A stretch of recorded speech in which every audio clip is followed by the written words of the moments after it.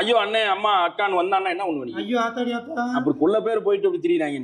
நல்லா பார்த்து ஏதாவது சொல்லி அதெல்லாம் பிசினஸ்லாம் அடே தம்பி வேலைக்கு போறேன். போறியா? வேலைக்கு போறேன். வேலைக்கு போ. அதுதான் கரெக்ட். உன் சொந்த காசுல எதனால அம்மா காசுல வாங்க கூடாது. சரி சரி. சொந்த காசுல நிக்கணும். நல்ல கெட்ட பழக்கங்கள் எதுவும் இல்லாம.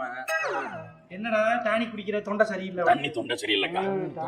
நாளைக்கா நடத்து. அந்த மாதிரி வந்து நல்ல கெட்ட பழக்கங்கள் இல்லாம ஒரு ஸ்டெடியா நிக்கணும்டா. சரியா மாமா மாதிரி வந்து நிக்கணும். வாங்க நிக்கிறேன். பார்த்து. சரி மாமா.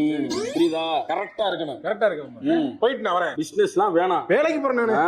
வேலைக்கு சேர்த்துட்டேன் நானு. ஆமா. நீ போன்ட்டு.